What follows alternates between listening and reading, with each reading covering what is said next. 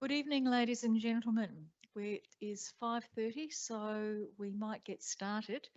If you don't mind standing, if you're able, for the acknowledgement of country, diversity commitment, service acknowledgement and prayer. The City of Victor Harbor acknowledges the Ramangeri and the Narrandjeri people, the traditional custodians of the land and surrounding waters, live and work. We acknowledge their deep connection to country and we pay our respects to elders past, present and emerging elders. This respect is extended to Aboriginal and Torres Strait Islander people. The City of Victor Harbor is committed to diversity, equity and inclusion. We respect people of all ages, abilities, genders, sexualities, religions, beliefs, cultures and backgrounds. We acknowledge the brave individuals who have served and continue to serve our nation. We remember those who have lost their lives and paid the ultimate sacrifice to our country.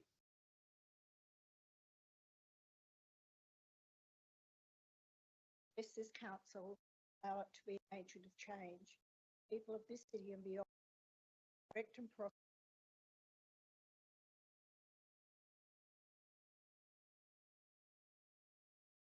And please be seated. Welcome to the gallery. It's nice to see so many people interested. I think we've got the people who are doing the deputation in relation to dog off leash areas. We've got people from the basketball fraternity, and we've got people from the Victor Dragons. So it's lovely to see you all here today. I'm aware that there's a text message that was sent out to many of you asking to attend tonight in relation to the Lot 44 Armstrong Road. So it's lovely that you can be with us.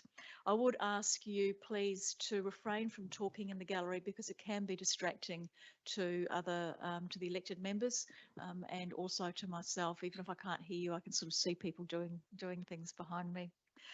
We do have some apologies. Victoria McCurdy, the CEO, is currently on leave. Braden Mann is currently on leave.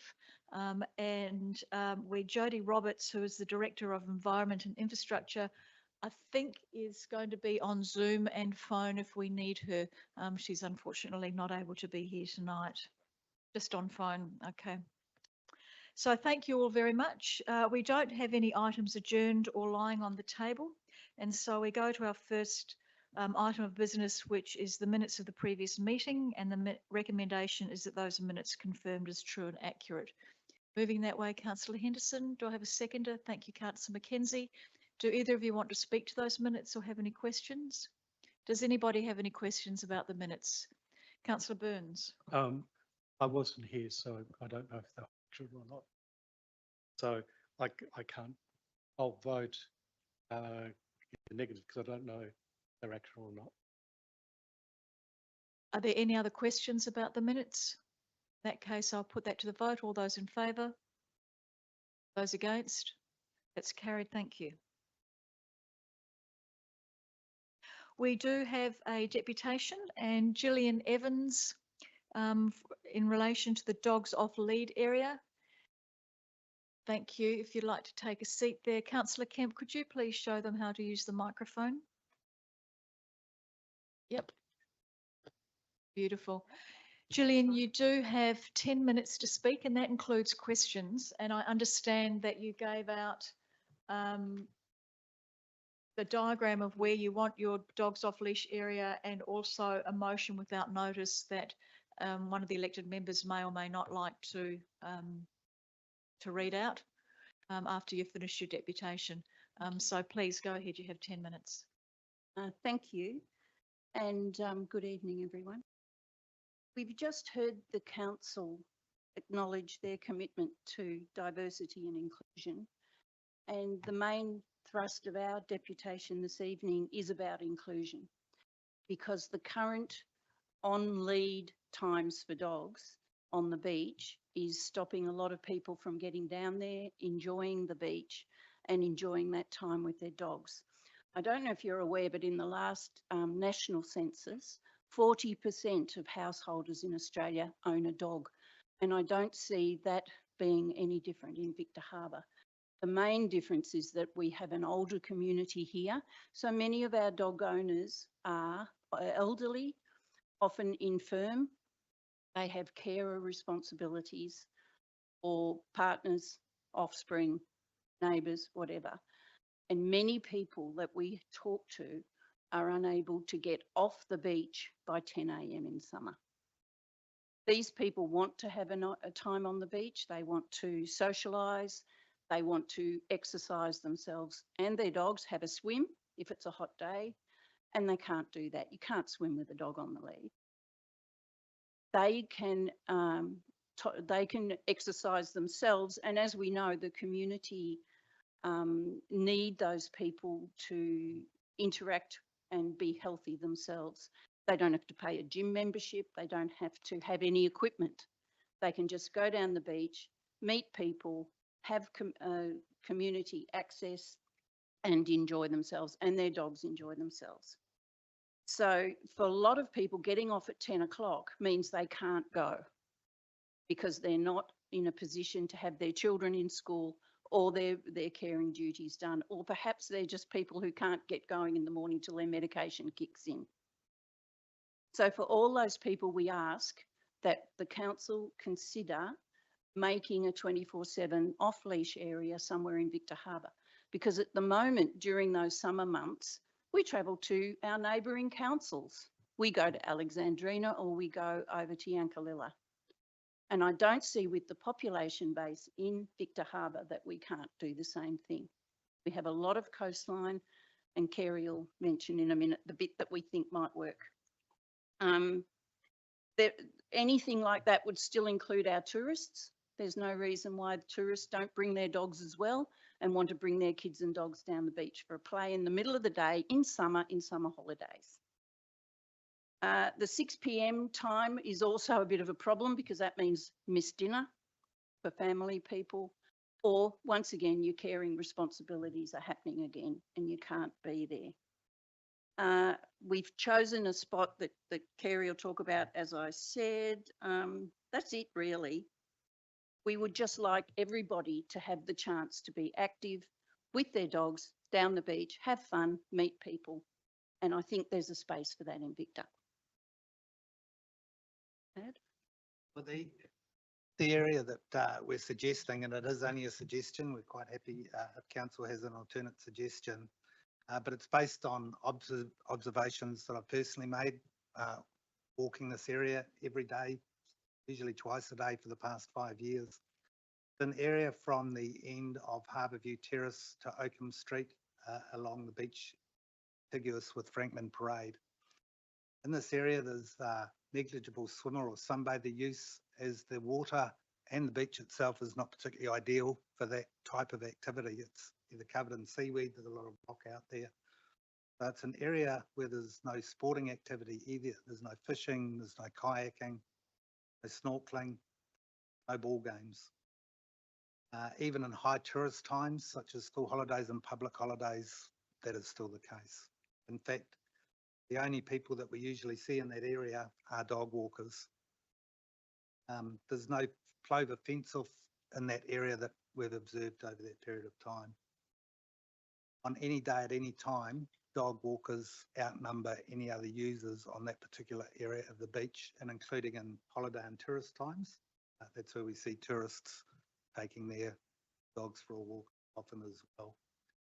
So in terms of its impact on other activities, we don't see there being any. It's an ideal spot that doesn't infringe on other users' activities. Suggested this area of about 600 metres beach. It also has good access. People who, that's correct too, and nearby really parking. Or parking for people who need a short distance between their car and the beach. It's flat. Go down 2 or 3 steps and you're. Thank you. Does any of the elected members have any questions for you? Councillor Burns? Thank you for your presentation. I also use this area to walk my dog. I've noticed there are more dog walkers than people, but also I like the location because it's also close to toilets and parking, which is important. a lot of people also use from Yorkie down to the boat ramp, but there are some birds in certain sections where this section is probably a really good compromise, where we can accommodate both dogs off leash and also protect wildlife in the estuaries and so forth. And we need to do both in Victor. So I'd be supportive of this. I think it's a good compromise. Thank you. Can I just respond a little bit to, if plovers, as we know, bless their hearts, they do sometimes just move in, should that happen in the middle of this proposed area, if the council goes ahead with it, the rules would still apply. Dogs would have to be on the leash near that plover area. I don't see any other way of doing it other than that, because we can't predict that they will never move in. Councillor Quaremba. Great, thank you for your deputation. And yeah, I agree, dogs should be allowed on the beaches. You know that recently we had some consultation about an area of Bridge Terrace, and it's not allowed to be 24 hours for dogs off leash. Why would you want an exemption? What's the difference between, say, that area and this area? Because I noticed one of your things that you said that any time dog walkers would outnumber any other use, and I would argue the same would be down there. So I think we're just trying to be fair. That around Bridge Terrace is a gorgeous stretch of beach. I myself walk it every single morning. However, that is popular with tourists, and in summer there can be a lot of people there. There's often school groups. And I think in terms of everybody's safety, everybody's access and enjoyment, dogs don't need a pristine bit of sandy beach. They're happy to run in the weed and if it's a bit rocky in the swimming, they don't care. And we wouldn't care because we'd still be having a lot of fun. But I think, I mean, I'd love it to be there. It's close to my house, but looking at fairness for everybody and inclusion of everybody in the community, it's probably not a fair spot for dogs. Thank you. We probably have time for one more question if anyone's got any. No, I've just got a quick question for you then. In our current policy in relation to dogs on beaches, one of the things that was changed last time was that the dogs could be off leash during summer, during the off leash periods, but they were not to be off leash on the sandhills. I presume that with what you're asking for, the same would apply, that it's just down on the beach, not up on the sandhills closer to Franklin Parade? Correct. Yes. Correct? Yep. Okay, thank you. All right, thank you very much. Michael? Just a clarification, with an off-leash area, does that mean the dog doesn't have to be under effective control? No, the dog has to be under effective Still have to control be under all effective the control. time Yeah, with okay. any off-leash. Yep. Okay. I noticed that you have a motion without notice there. Is that something that any of the councillors would like to move before you go? Councillor Henderson, you're happy to move that? Can you read that out, please?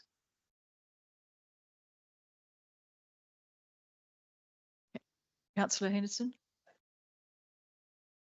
I've got it in front of me here if you want me to read it out, if it's easier.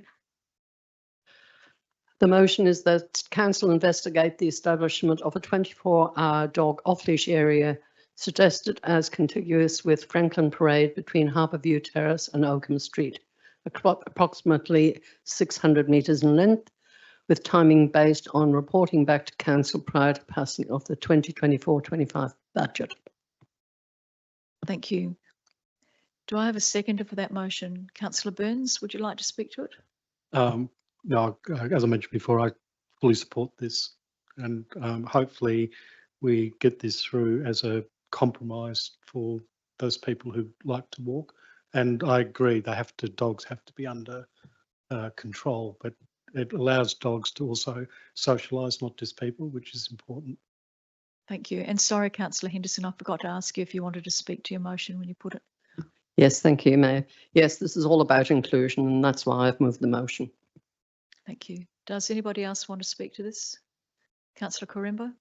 Thanks. I agree with this motion. I'm just wondering, shouldn't this have come back or gone to administration for some level of consultation cost as to how we're going to do this investigation? Is there no cost?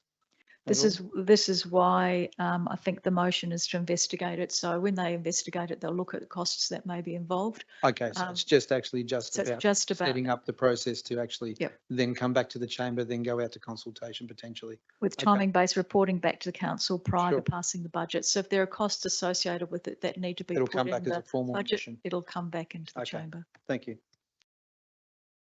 Is there any other discussion? Do you want to close the debate? Put it to the chamber. All those in favour? Those against? That's unanimously passed. So thank you very much for that, and council will investigate the establishment of a 24/7 off-leash area for you. Thank you very much. We have no questions from the gallery and we have no petitions. So we now move to item 9.1, outstanding resolutions, with the recommendation being that council receive and note the outstanding resolutions report. Would someone like to move that way? Thank you, councillor Kemp. And seconding that, thank you, councillor Schofield. Do either of you want to speak to it? Does anybody want to speak to it or have any questions? All those in favour? Those against? That's carried. Thank you.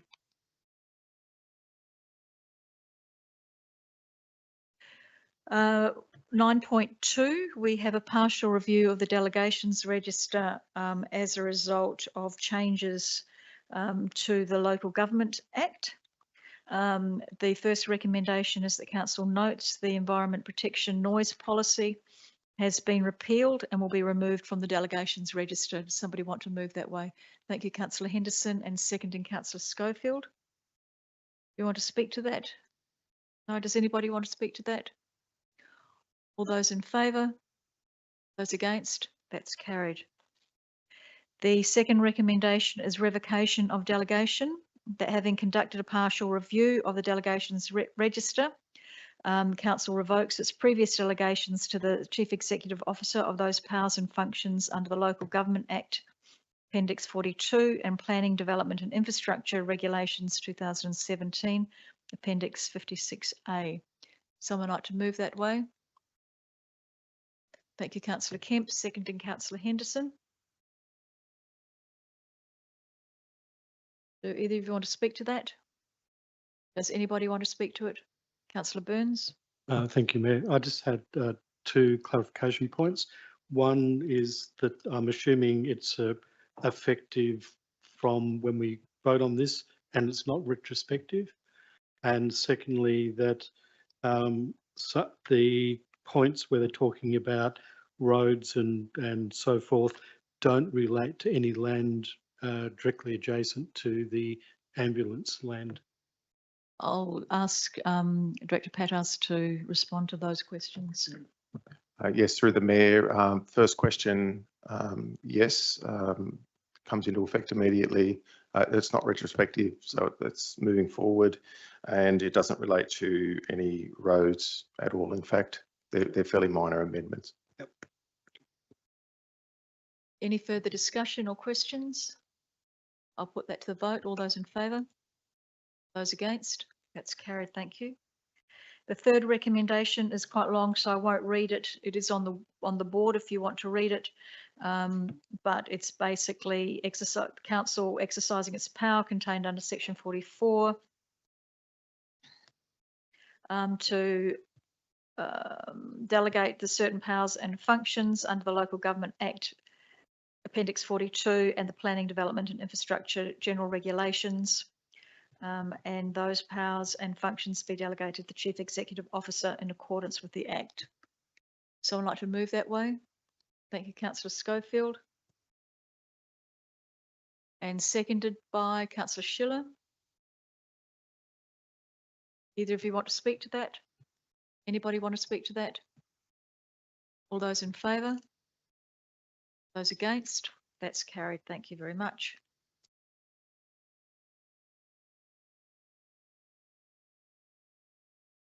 We now move to 9.3 and the inquiry into local government sustainability submission. As you know, and for interest of those people in the gallery, the Local Government Association is currently doing an inquiry into the sustainability of local government and what are some of the challenges for local government. And we will be putting in a submission. So the recommendation is that Council approve the submission to the House of Representatives Standing Committee on Regional Development, Infrastructure and Transport inquiry into the local government sustainability in line with the report commentary. Beg your pardon, it's not the Local Government Association doing it, it's the state government doing it, and local government are putting in a submission also. Would someone like to move that way? Thank you, Councillor Burns, seconding Councillor Henderson.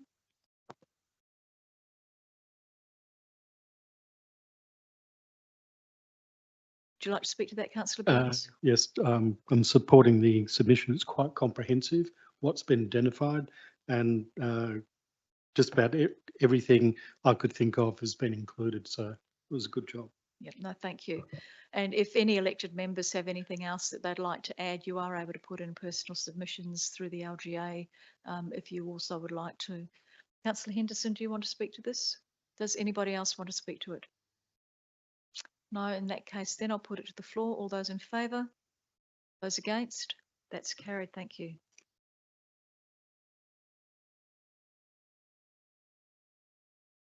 We now come to 10.1, the Encounter Bikeway Realignment, Council Boundary Connections. So we note that Alexandrina Council have done their Encounter Bikeway workshops and are looking at aligning their bikeway with where we looked at aligning ours. And so I'll do the recommendations separately. The first one being that Council note Alexandrina Council's preferred future realignment along the railway corridor between Kyneton Surf Lifesaving Club and Council's eastern border. And we endorse the same. Moving that way, Councillor Henderson, and seconding that, Councillor McKenzie. Do either of you want to speak to that? It's no surprise that Alexandria Council have come up with the route they have chosen, because in my opinion, it's absolutely the logical route for this bikeway. Thank you, Councillor Henderson. Councillor McKenzie? Yeah, I'd second what Councillor Henderson has said. It makes sense, the location where they want to join at the boundary. So in full support of this. Thank you. Does anybody want to speak to this? No, I'll put it to the floor. All those in favour? Those against? That's carried. Thank you. The second recommendation is that Council allocate $35,000 in the capital budget and endorse administration to work with Alexandrina Council to coordinate the detailed design, timing, communication, grant funding, budget and construction of the realignment. Someone like to move that way? Thank you, Councillor Burns. And seconded by?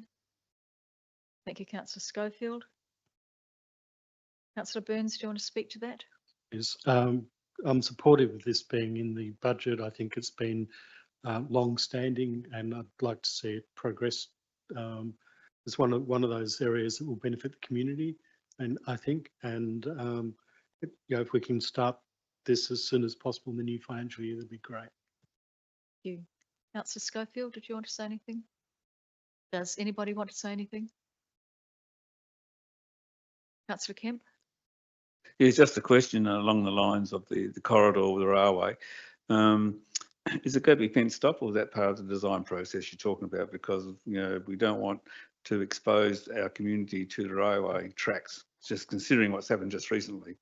I'm just wondering, safety provisions must be prevailed. I'm sure safety considerations will come back into it, and when they do the detailed design, there will be safety put into that detailed design.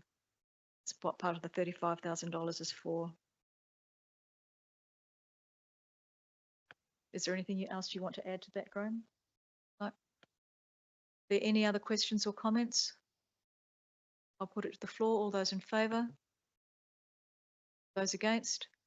That's carried. Thank you.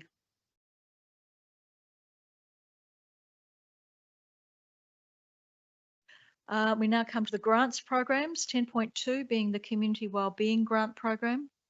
And I'll do, that's one recommendation, but in 3 parts. So I'll do all of that together. That council approve the following 3 applications for funding. And I'll let you read them, one to the Back Valley Tennis Club, one to the Salvation Army, and one to the Victor Harbour Primary School. Would someone like to move that way, please? Thank you, Councillor Schiller, and seconding Councillor Henderson. Do you want to speak to that, Councillor Schiller? No, just that the 3 that we have picked out there have merit, and we had a couple there that weren't quite fitting the bill. So I'm quite happy with the decision that we made. Thank you. Councillor Henderson, do you want to speak? Does anybody want to speak? Councillor Burns? Just to declare that I have a conflict of interest. I'm on the school board, but I don't actually have any voting. I'm more there as a council representative for the Victor Harbour School. So I will be voting for these. I just wanted to make it aware that I am on that board. Thank you. Does anybody else have anything they want to add? In that case, I'll put it to the vote. All those in favour? Those against? That's carried. Thank you. Sports and recreation grants. I'll do this recommendation on block. First recommendation being that council approve 2 applications for funding, that being the Encounter Bay Cricket Club and the Victor Harbour Football Club. And the second recommendation is that council provide an exemption to the maximum amount available per application, minor stream, and award the South Coast Board Riders $3,500 to purchase a new trailer. Would someone like to move that way? Councillor Burns? Just a comment. If, reading the bulk of the document, on page 46, the last dot point under the South Coast Board Riders section, they've actually guidelines were to recommend 3,700, not 3,500. Okay, the recommendation is 3,500 in the actual recommendation. Okay. And it may have been that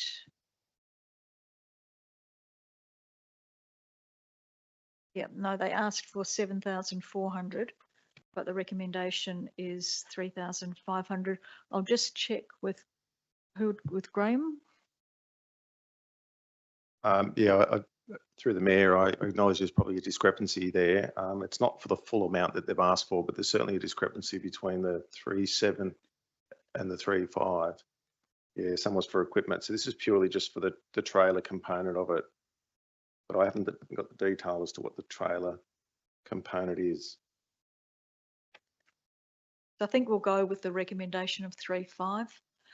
And I can't remember who moved that. Councillor Burns moved it. Are you happy to second that, Councillor Quinton? And that's on block, the recommendation 1 and 2.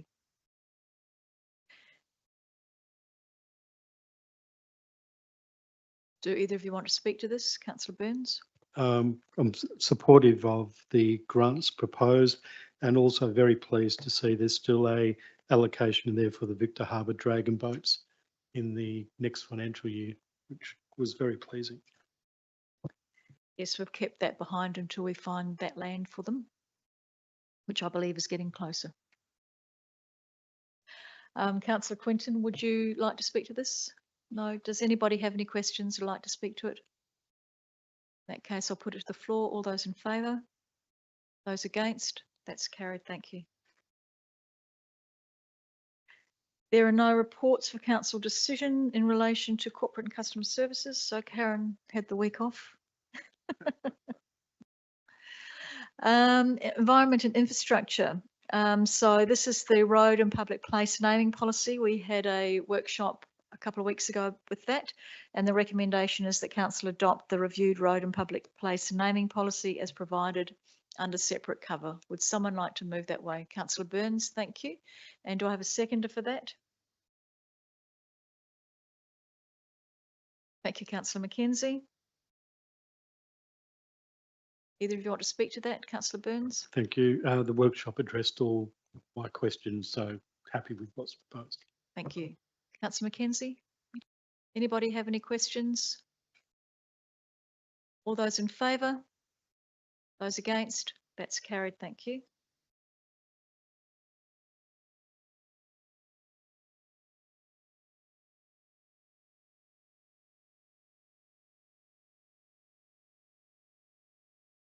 (13.1) The Disability Access and Inclusion Advisory Committee minutes. The recommendation is that we receive and note the minutes. Thank you. Moved by Councillor Schiller, seconded by Councillor Henderson. Do either of you have anything to say about the minutes? Does anybody have any questions about them? All those in favour? Those against? That's carried. Thank you.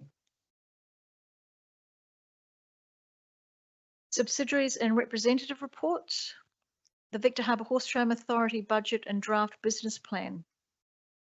That's one recommendation in 3 parts. Would somebody like to move the recommendation? Thank you, Councillor Schofield. Do I have a seconder? Thank you, Councillor Mackenzie. Councillor Schofield, did you want to speak to this?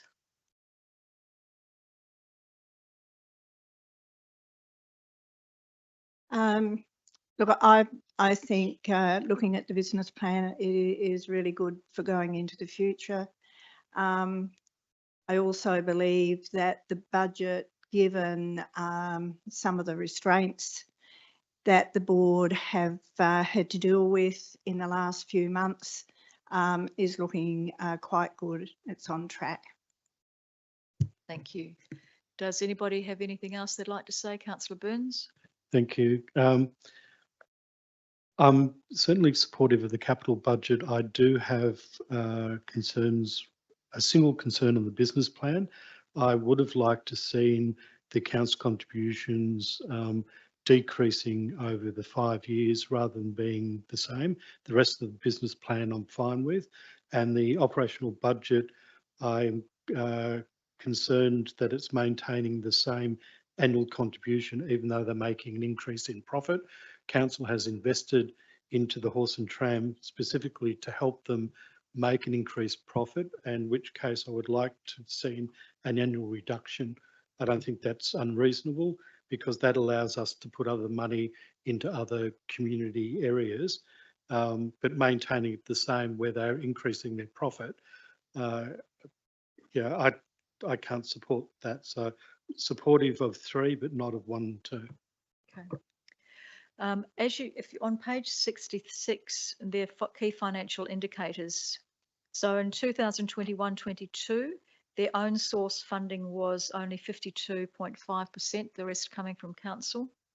Following year it was 64%, the following year it was 68%, and 2024-25, their own source funding is 78%. So they're certainly being able to make more money than they have previously.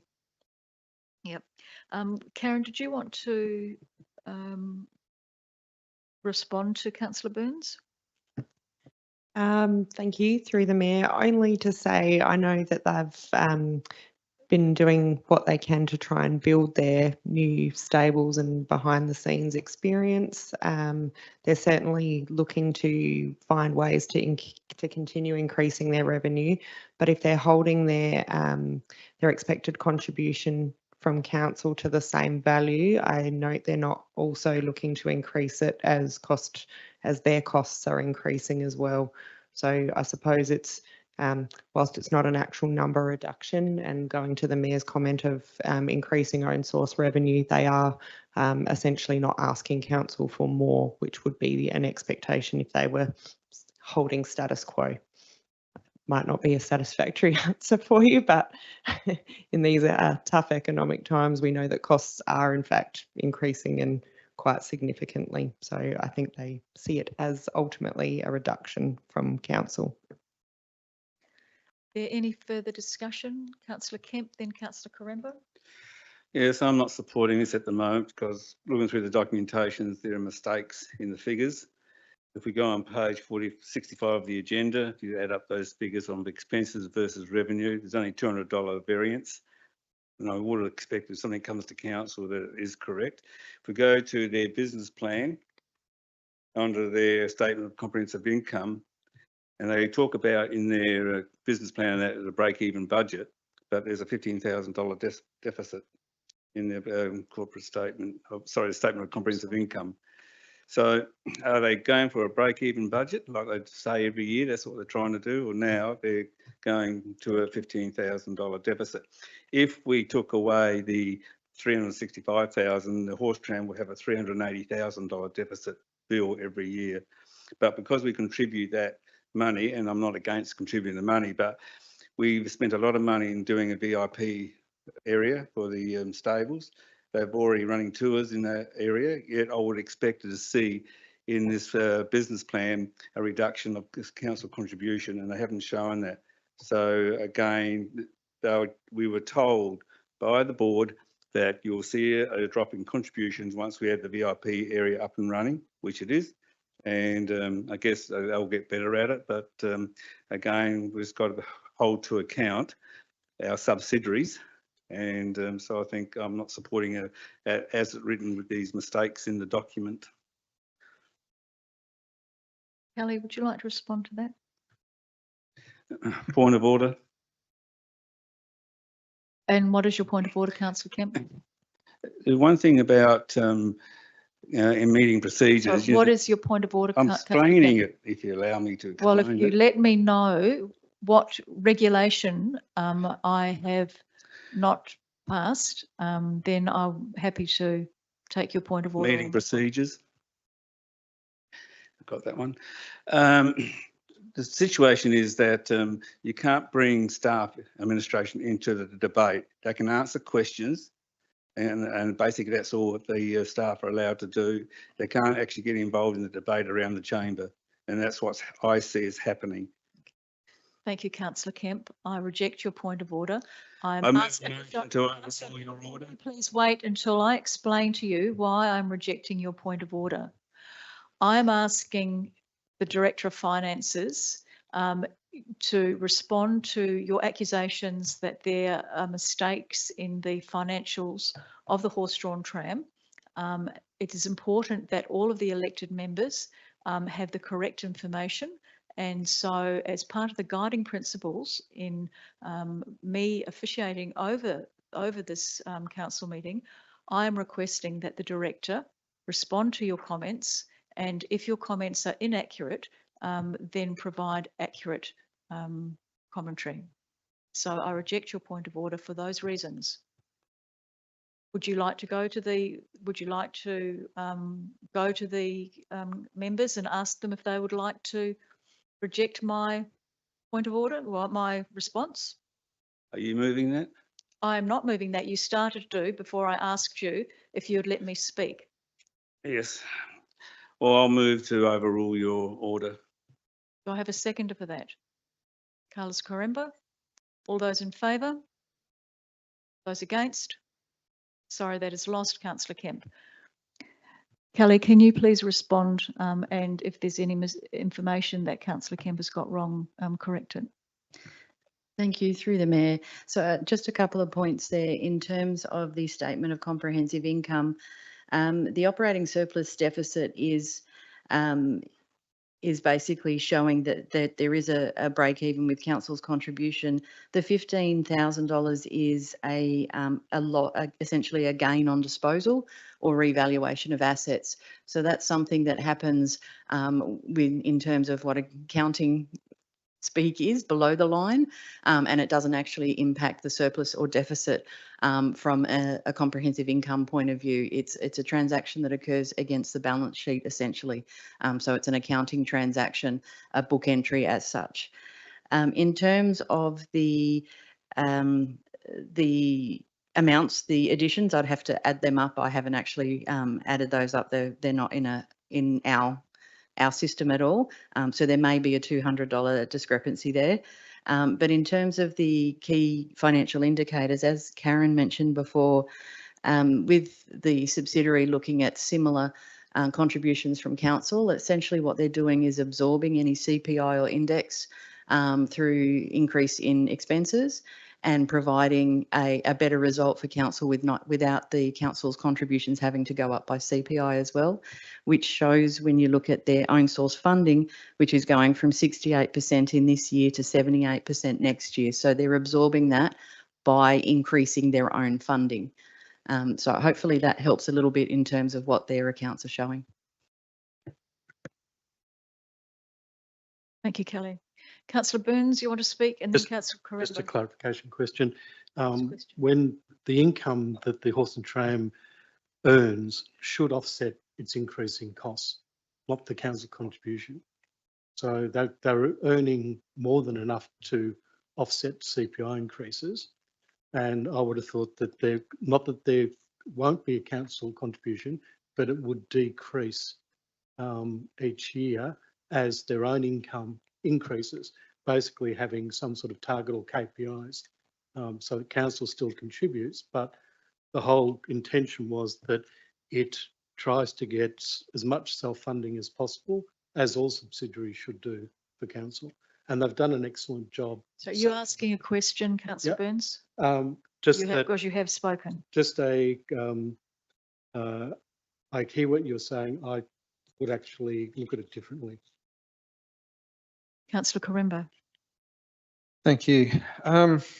This contribution that we give to the horse tram, that's coming out of operational budget, is that correct? Okay, and so what does that look like as rates, like as a percentage of rates? Through the Mayor, so as a really rough guide, it probably equates to around 1.5 in terms of the amount that we would gain from it. But essentially for every approximately 100,000 we need to raise, it's a 0.5 of rates, but that can't be looked at in isolation from the overall funding of council. So what we would need to do is basically say, what is that 365,000 as a portion of council's total expenses to give you that and do the calculation that way. So we can't say in terms of if it's a 5% rate rise next year, 1.5 of that isn't the Horse Tram Authority. There needs to be a further calculation. Yeah, it's a small amount, isn't it, really? In terms of council's overall expenditure, yes. But we seem to have a lot of small amounts that tend to add up to a rate increase is what I'm trying to get to. So it's all these little cuts by, a little deaths by 1,000 cuts that I'm sort of worried about when it comes to subsidiaries. And the other question I had, and we spoke about having subsidiaries and other things such as Business Victor Harbour be more accountable for the money. Are we going to be introducing any level of KPI, or is it just we just listen to what they say and we work out what they want and yes or no, or we actually say, look, by this day we want you to be at this point, otherwise the funding stops? Is there any pushback from council? Oh, sorry, or is it just going to be another service like all the other things that we service? They do that in their business plan. Through the Mayor, so the process ultimately works that the board endorses a business plan and budget that they put to council. Council can approve it, council can reject it, council can ask for other KPIs, bits and pieces, whatever it is council wants. It's your subsidiary, but it has to be a council decision. So yes, it is possible, but what they've provided to you is what they've provided to you. So you can endorse it or otherwise. Okay, thanks. Yeah, because obviously we've got all this information back and it's us, the 9 elected members, that have to make the decision of how to spend the ratepayer dollar. So I know we've spoken about trying to be a little bit more frugal and starting to introduce a few of these KPIs to some of these subsidiaries and other things we give money to. So I hope the elected members, move on that action. So thank you. Councillor Henderson. Sometimes we need to look at the bigger picture in these situations. And because the income from behind the scenes tours has been mentioned, I think it's important that I point out that that income was intended to rely on overseas visitors, very much so, because that's the sort of experience that overseas visitors are looking for when they come to a regional town. Now, the stats show that overseas visitors have only returned to 1 to 2% since COVID. That will continue to increase, give or take another pandemic, and God forbid that doesn't happen. But that still has huge potential. That hasn't anywhere reached its potential income at this point in time. So we need to keep in mind that bigger picture of what's going on in the country and in the world. Thank you, Councillor Henderson. Is there any more discussion? Councillor Schofield, oh, Councillor, you got a question, Councillor Quaremba? Thank you. Just a question, just following on from Councillor Henderson. Was their business model made, or their business plan, based on how many overseas tourists we have? Is that a percentage of what they say was going to be their growth? Was that highlighted in their business plan, or is it just visitors per se? I can't answer how they came to that in their business plan. Sorry, Councillor Can we take Quaremba. that on notice then, please? We can Yeah, no certainly problem. Thank take you. that. We can certainly take that on notice.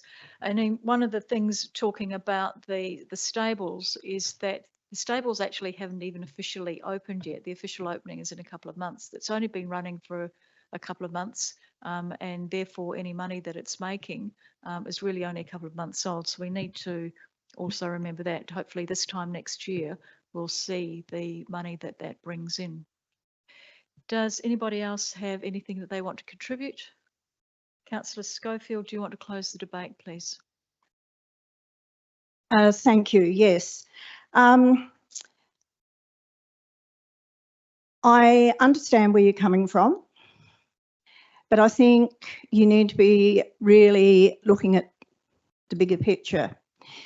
In the fact that the delay in the project being finished meant that the authority was 6 months late in opening the stables. The other thing is, I think sometimes we forget the actual value of this particular service to the not the ratepayers, but to the businesses in Victor Harbor and what it contributes. Also, I think elected members should be reminded of the amount of money that the horse tram staff saved by doing up one of the trams during COVID. That was a huge amount of money that was saved. So, yes, at the moment, we are a little bit disappointed, but I think also if we can come in pretty well on target, given what we've had over the last 6 or 8 weeks with our horses, the fact that we've only been able to trade a quarter of the time and only trading 4 days out of 7 means that we are on track given all of that. And if those sorts of things hadn't happened, we'd be in a better position. And I think we're in a better position than most of the subsidiaries anyway. That closes the debate. I'll now put that recommendation to the council. All those in favour? Those against? That's carried. Thank you. Follow division, please. All those in favour, please stand. Councillor Mackenzie, Councillor Schiller, Councillor Quinton, Councillor Schofield and Councillor Henderson. And those against, Councillor Burns, Councillor Quaremba and Councillor Kemp. That motion is carried.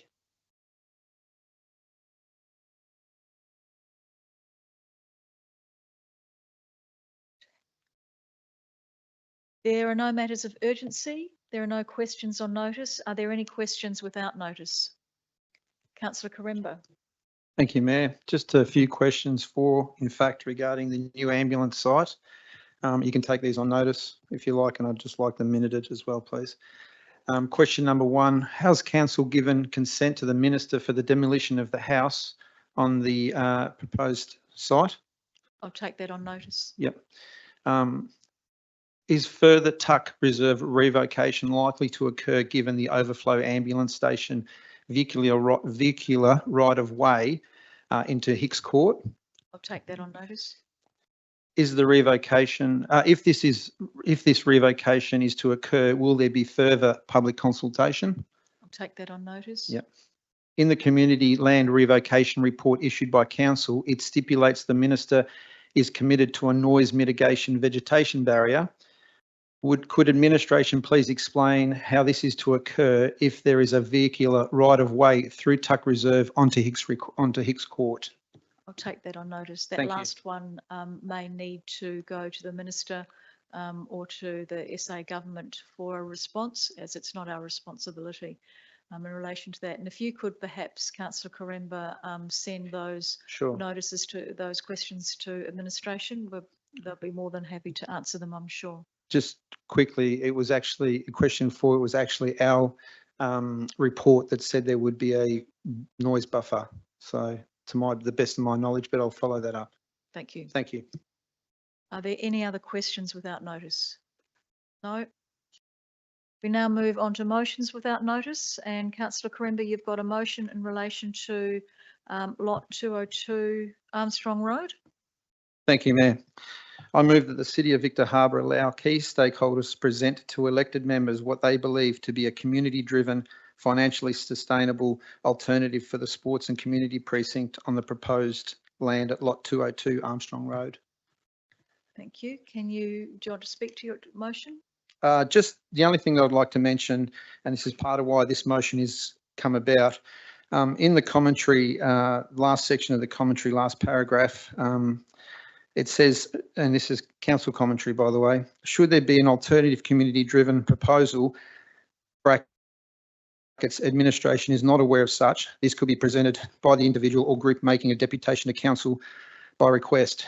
That statement is actually incorrect.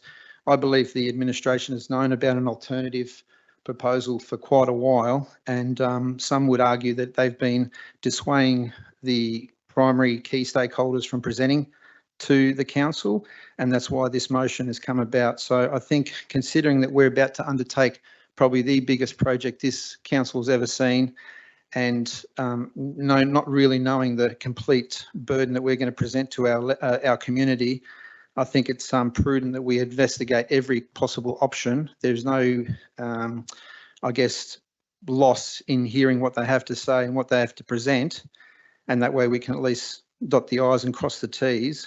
And I guess I'd like to make an amendment to my motion if I could. It's your motion. Sure. I'd like to amend that the presentation, be it a, let me think about this, a workshop, be prior to signing the heads of agreement for the precinct. We are due to have a special council meeting probably on Monday night and a workshop in relation to the current negotiations to go out to public consultation. Sure. It's going to be very difficult to get anything before that. During public consultation, they will have an ability to put their what they want on, and also anybody can make, as the dog people did today, request through me to do a deputation to talk about what they want. You talk about in your recommendation allow key stakeholders, but I'm not sure. We have a number of stakeholders: the basketball club, the gymnastic club, the ratepayers as key stakeholders. Yeah. Which key stakeholders did you want to have a workshop? The basketball community and potentially gymnastics.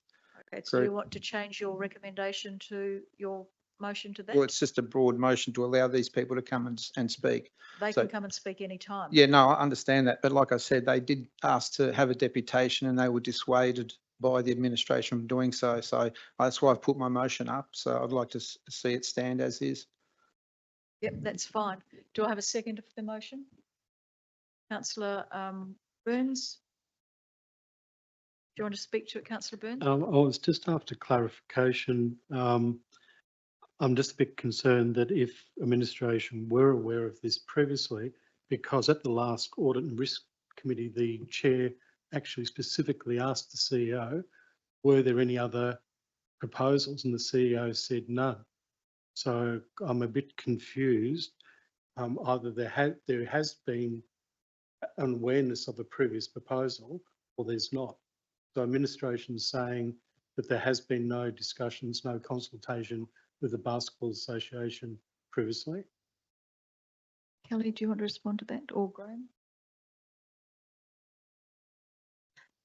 Through the Mayor, so in that discussion in the Audit Committee, because I was present, Graham may have more to add to this afterwards, but essentially there was an open expression of interest for anybody to come forward with their ideas on how it could be delivered. So we've actually asked anybody that has any interest in the project to come forward at a previous stage. So just for clarification, you're saying that there has been no discussions with the Basketball Association previously to encourage them to present or to say don't present? I just wanting clarification, that's all, because if there has been previously, then that conflicts with what's in this report, but also conflicts with what the Audit Committee were informed last meeting. Through the Mayor, prior to Council making the decision to go through an expression of interest process, there were a number of parties that were interested, some community-based, some professionally based, development-based. All of those parties were invited to participate in the expression of interest process. Once that expression of interest process concluded, Council, through its working group at the time, made some decisions around how to progress the project. At this point in time, or to this point in time, administration have been working to the resolution or the direction that the Council provided out of that expression of interest process.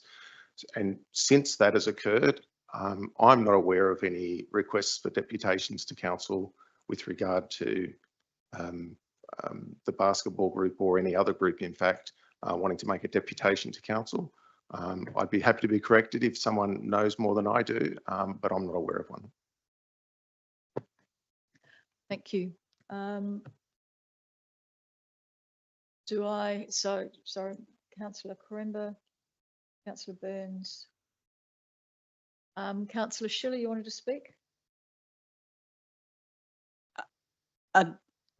We're talking about two entities who are interested in this because they are going to be tenants or users of this facility, but that's a whole different ball game to someone coming up with a proposal, whether it be an unsolicited proposal or have gone through the process, which we have done in a measured way. And I think it's a bit of a throwing a herring amongst the whole show, because we've done the process. We haven't made the complete decision at this point. We have a good viable option that we're looking at the moment under confidence. And I don't see what the problem is at this point in time to keep proceeding. Thank you. Does anybody, Councillor Henderson? I agree with what Councillor Schiller just said. In the 6.5 years I've been on this council, we have, as a council, been consulting with the community, with all of the key stakeholders, with all of the sporting groups in our town and surrounding areas. And we've done due diligence by that all along the way and been completely open. I'm not aware of any other groups who have expressed an interest in any other option at this stage. And really, as has already been said, the way to bring this to our attention, if there is an idea out there, is to bring a deputation to council or to come forward with an unsolicited proposal. This sort of idea does not require a motion. Is there any further discussion, Councillor Quinton?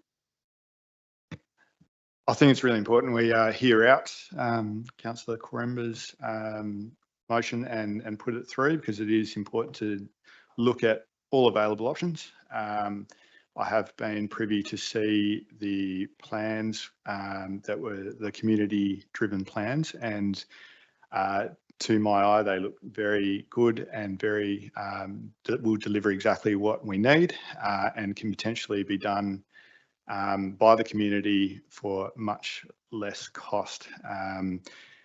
My understanding was that initially they may not have been eligible because one of the caveats of the tender process was that there must be experience in designing and building stadiums previously, which obviously the community-driven approach does not have. But it does have a lot of merit, and I do think we should entertain it. Have you got a question, Councillor Henderson? If a plan does exist out there, why haven't other councillors seen that? I have seen nothing. Sorry, the question comes through me, but that's, I think, you know. Through the mayor, it was a discussion. It was like an informal discussion with a client. Thank you. Councillor Burns and then Councillor Kemp. Thank you, Mayor. Just a clarification.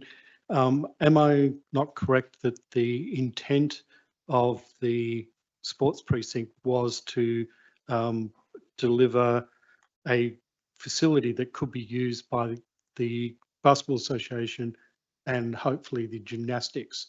So these are the primary key people who will be using this facility. So to me, it makes sense to actually hear what they're proposing. I don't think there's any debate about whether or not they can propose something. I think it's about how they go about proposing something. They're more than welcome to either put in a bid or a deputation.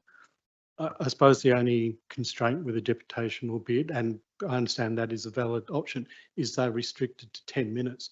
And I don't know if they can actually present everything in that time, that's all. If the council would want to give somebody who's doing a deputation extra time with the council, you can go out of the season and do it. Councillor Kemp. I have a question for the acting CEO. Do we have a plan B if this expression of interest fails? And then I'll talk to the motion.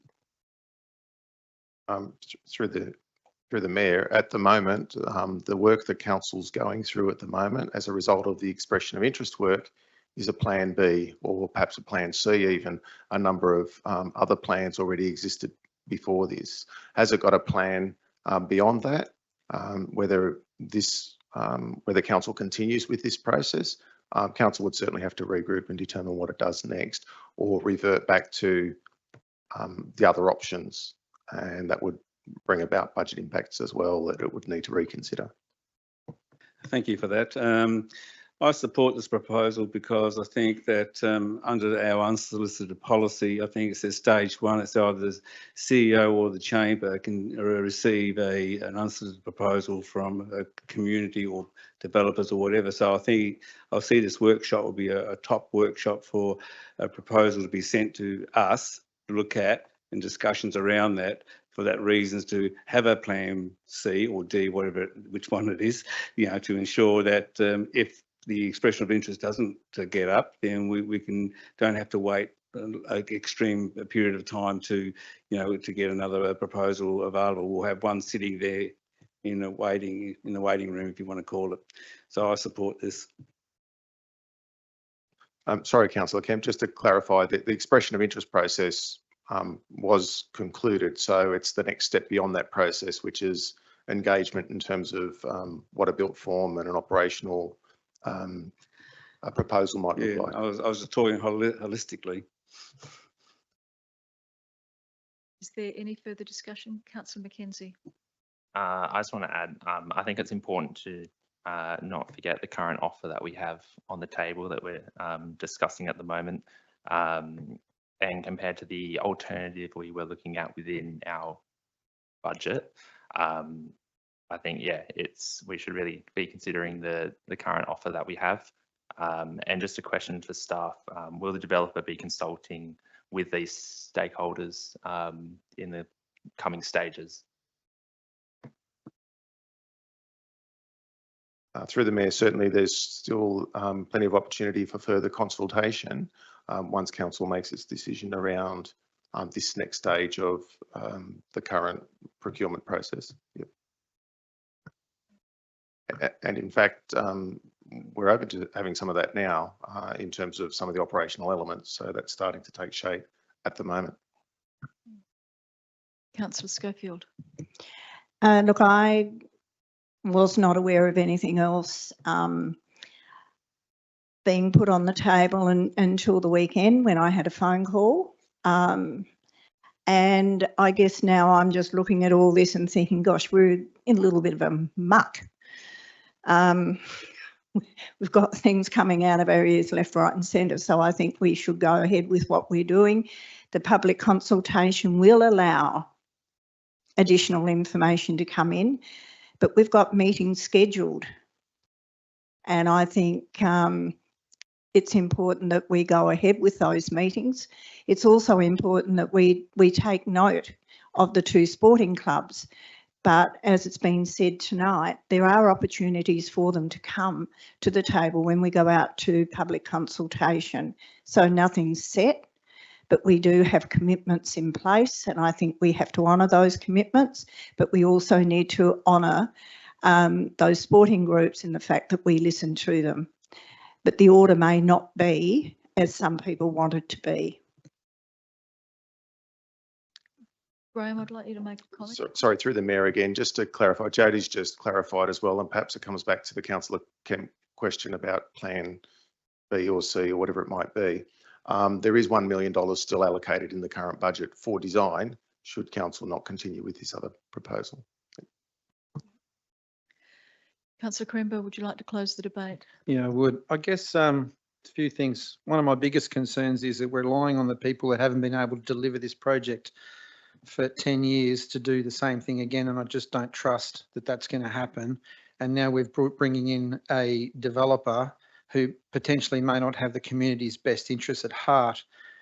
This motion has come from the community, it's come from the key stakeholders, and I believe that we haven't exactly acted in the best interests of them. And I'm sure we talk about consultation and they've all been engaged. If they're so engaged, why is it they want to present to the council? If they're so engaged with how we're doing things, why have they asked me to put this motion up? That's what you need to ask yourself. Is it true engagement or is it just tick a box? And I find it really, I guess, discouraging when I find out that key stakeholders have been asked to sign NDAs when speaking to a developer. That's really concerning. That's something that you would see in, it's currently happening in our governments at the moment. And I don't find any level of comfort in knowing that key stakeholders have been asked not to talk to each other about a proposal. And that is really worrying. And I'm just really concerned about the direction we're taking. This is nothing more than allowing them to come forward. We've got more than enough time. The other concern that we have here is that we're about to sign an agreement that once we go down that road, there will be judicial costs to the council if you decide to pull out, if it turns out to be a bad idea. So why not just allow them to come and speak like they've asked to do? Because the last thing we need to do is push them off to the side. The next thing you know, they don't want a bar of what we're proposing, which is what I can see happening. So I'm just asking elected members to put some time aside. We've got a week or however many days, half an hour, they come, present, we talk, we make a decision. I'm not saying stopping and going ahead with what we're doing, but I think it's important that we look at every possible avenue before we commit ratepayer money. Thank you. Thank you. I'll now put that to the vote. All those in favour? And those against? People, there is a division.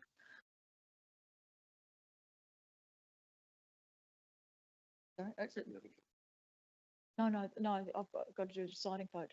So I've got to do a deciding vote. That's 4 for and 4 against. Oh, yeah, sorry. I said the wrong word. This is a really difficult one because I am aware of the process that council has gone down to get to this point, and it's been a long process. I'm also aware that the sporting clubs, in particular the basketball club and the gymnastics club, have been waiting a long, long time for this. And I know that your patience is wearing very thin, and I know that you really want this. I'm also aware that Councillor Quaremba is really doing what he thinks is the right thing, and allowing the basketball club to have their say. And so weighing all of that up, I'm going to vote against this. The reason that I'm voting against it is because the basketball club can do a deputation. The basketball club can ask council for a longer period of time for the deputation. We are hopefully, I think on Monday, going to be making a decision about going out to community consultation around the current plan, which council elected members and staff have been working on for, I reckon, over a year from when we first looked at what land we were going to use, to looking at different models that will make a community sports and recreation community space one that the whole community can participate in and enjoy, and will be one that will be there for a long time to come, rather than, I think we called it at the beginning, a tin shed option, which would be the cheapest option but would probably not last the distance. What we have been discussing, which because it is commercially very sensitive at the moment, is, in my view, fantastic for the Victor Harbour, for the region, for the community, and we've got to get it right. We've still got a workshop and meeting to have, and I know that even today and on Friday, staff were in discussions and negotiations around some of the things that as a elected body you had said we need. We need to make it affordable. No, we need to make it attainable, and we're so close. What I worry about now, if we have an option B coming in, then we're just going to be back to where we were 6 years ago, with different options coming in and people sitting on the fence. So I'm voting against this, and I'm hoping that next week the community will have a way forward, and will have a way that they can look at if everything goes according to plan, and if the council is happy with things. I think we're looking at, when did they say, I think I was talking to Victoria before she went on holidays, the first sod being turned next year or so. Yeah. So, you know, things are happening, and I know that it's been frustrating and slow, but I think that we're getting there. I'm confident that all of the debate and discussion that we've been having to make sure that it is financially viable for clubs, for Victor Harbour, for ratepayers, and we'll be going out to community consultation again. So I'm voting against this. And you probably want to have a division, so I'm happy for a division. For those for the motion, please stand. And you know that you're able to change your mind during a division and vote either for or against, depending on what you did before. For the motion, Councillor Burns, Councillor Quaremba, Councillor Kemp. You for the motion, and Councillor Quinton. Against the motion is Councillor Mackenzie, Councillor Schiller, Councillor Schofield, and Councillor Henderson, and the Mayor making a deciding vote. Thank you.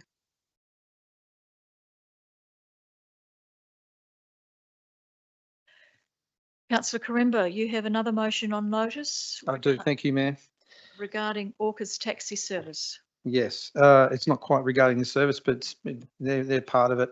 I move that the City of Victor Harbour invite Vicky from Orca's taxi service to Victor Harbour to give her advice and facts as to some of the transportation issues as they pertain to rideshare and other private public transportation challenges.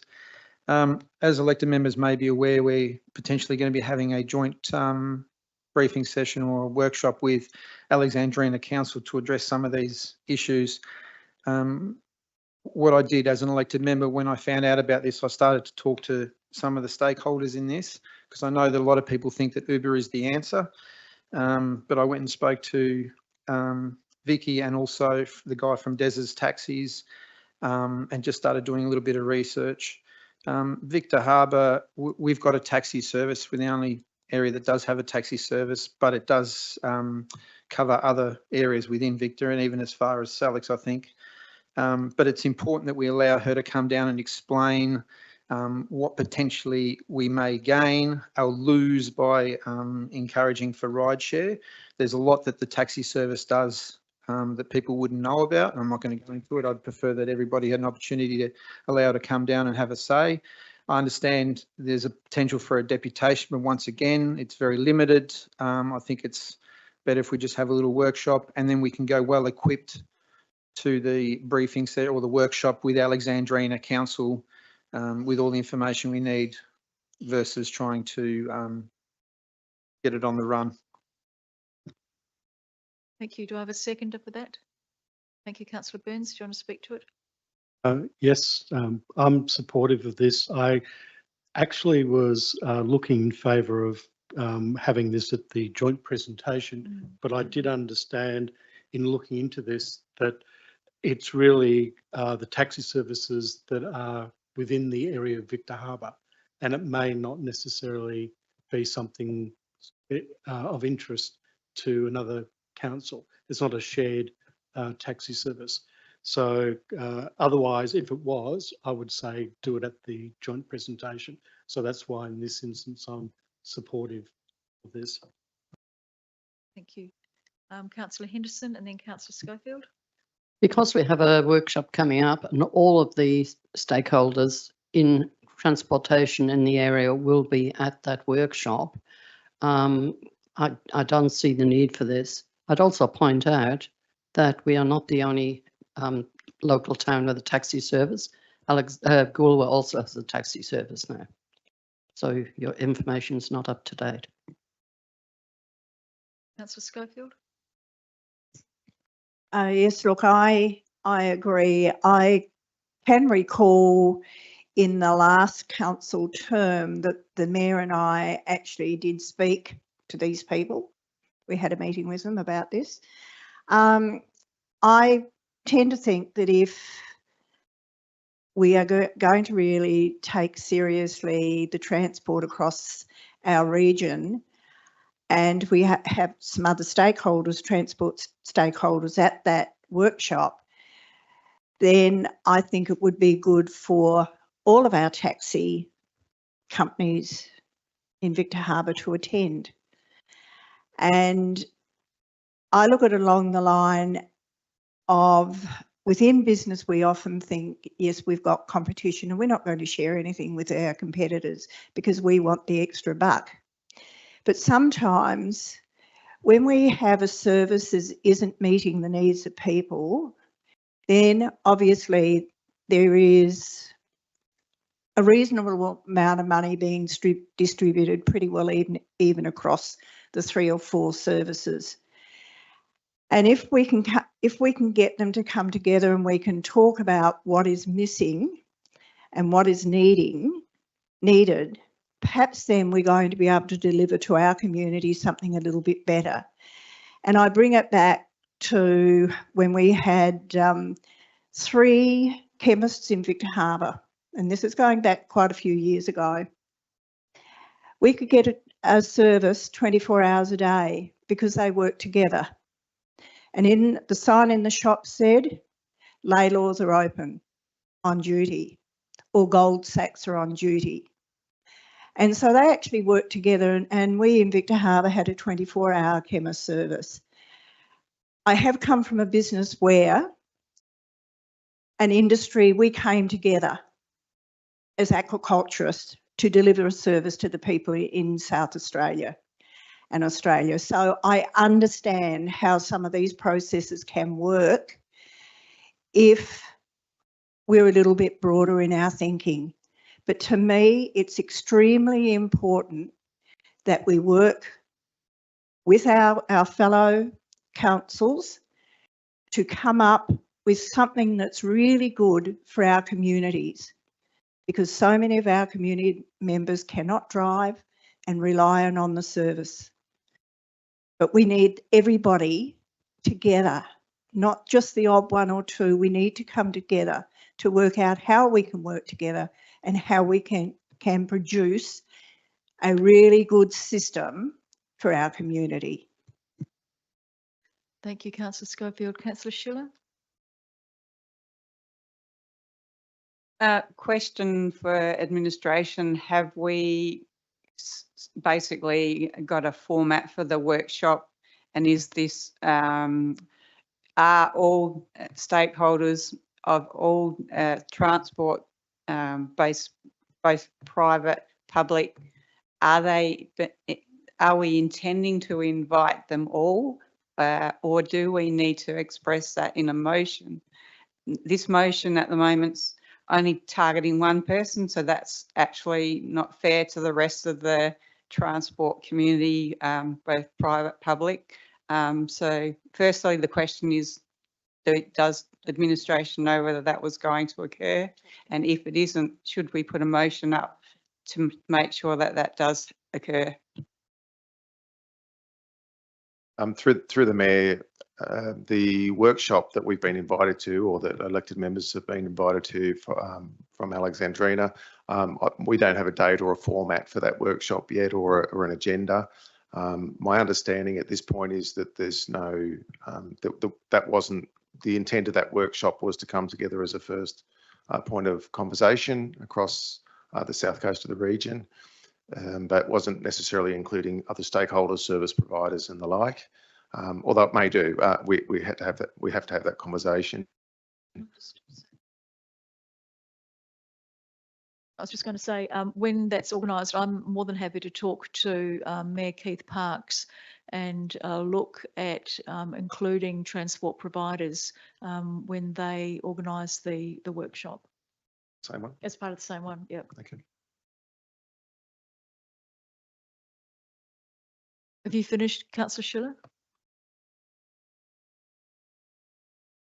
If we don't put it in as a motion, there is that chance that it's not going to occur. So my question is, although Carlos's motion that sits at the moment, with one person being invited to, in a workshop situation, this is what we should be doing. We should be taking all parties, not just council, the people that are actually out there delivering those services together, and that way they feel like they're being part of the conversation. So I feel like if we are going to have a workshop and we can get a listing of those transport options that are within our township and invite them, if we don't put it down as a motion, it probably won't happen. What you could do, Councillor Schiller, if Councillor Quaremba's motion is lost, you could have an alternative motion that says something along the lines of that administration liaise with the Alexandrina Council to invite all transport providers to the joint workshop that Alexandrina Council are organising. If that, or words to that effect, if that's what would be helpful to you. That's what I would like to do. It's not to say that there's anything wrong with Carlos's motion. It's just that it's only one entity that's been identified. It's a bit like singling out someone and giving preference to one service. I think Councillor Quaremba's motion, and tell me if I'm wrong, Councillor Quaremba, is that the workshop is done for the City of Victor Harbor councillors, whereas what you're talking about, I think, and correct me if I'm wrong, is to the workshop to be the combined workshop. Is that correct? Yep. Can I just add, the reason I'm doing this for Victor Harbor is because our transportation needs are very different to Goolwa in a lot of ways, and I've spoken to Vicky and she has asked on several occasions to speak to Alexandrina Council and has had no response. So as they are based here in Victor Harbor, and if we lose a taxi service, we are probably the one that loses the most. I thought it was prudent that we actually invite her, and I'm quite happy to invite other people down if I have to make an amendment. to Councillor the motion. Quaremba, I'll wait for you to Okay, wind sure. up before you talk any further. Sure. Councillor Mackenzie, you wanted to talk? Yeah, I think it's a great motion. It's definitely a conversation that needs to happen. I'm on the same thoughts as others as it would make sense to do it together as the joint workshop, but I also understand what Councillor Quaremba's vision is for this, that we are informed before going to that workshop so we can, you know, bring something to the table essentially. So I'm happy for either one of those options to go through. Any more discussion on this, Councillor Kemp? Yes, I support this motion as because one is for our own council, for our own knowledge and understanding. You know, being prepared is forewarned, and if we can go in with more knowledge and about what our situation in Victor Harbour is into a joint workshop later on, and we don't know when that will be. That could be months away yet. So I think it's a good option that we get in fast now and get the understanding of what the issues are, so we can be better prepared when we meet together. Councillor Quaremba, would you like to close the debate? Thank you, Mayor. Yeah, as I said, this is just about educating our council on what one of our service providers can do and is willing to do extra. So it's important, I think, that we give them the opportunity, not only as our own taxi service, but they do employ people here in the town and they do support the town a lot through other avenues. I'm not saying that we shut out all competition. All I'm saying is that we really need to get all the facts on the table prior to going to a joint council workshop where I don't know what Alexandrina want, but I think it's very important that we find out what we want and what we need in this town before we go and meet with someone else, so that at least we're debating or bringing up things that are pertinent to Victor Harbour, not Alexandrina. So I'm quite happy to invite more people down to this. It's just that I reached out to the taxi service and both taxi services, and Vicky said that she was quite happy to present. So that's why, and we're talking maybe half an hour of time for one of our businesses to come down and explain, you know, some of the difficulties, some things that we can do as a council to actually make it better for transportation in this town. Thank you. Thank you. That closes the debate. All those in favour? Those against? That's carried. Thank you. We now move on Point to... of order. Sorry, was that? I thought it was a tied vote. No, it was all those in favour? Clarify, we were just voting on Carlos's first recommendation, that's correct? Yes, that's correct. And we had how many of? We had Councillor Mackenzie, Councillor Burns, Councillor Quaremba, Councillor Kemp and Councillor Quinton voted for the motion.